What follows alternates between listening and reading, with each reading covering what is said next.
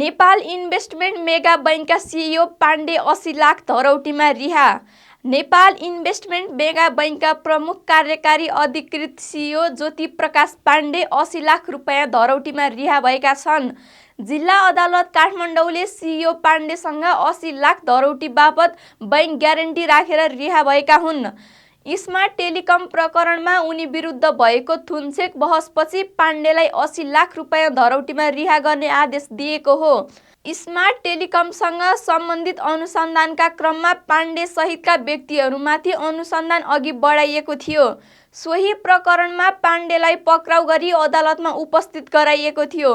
अदालतमा भएको थुनछेकका बहसका क्रममा सरकारी पक्षले अनुसन्धानका क्रममा सङ्कलित प्रमाण तथा पाण्डेको संलग्नताबारे आफ्नो धारणा प्रस्तुत गरेको थियो।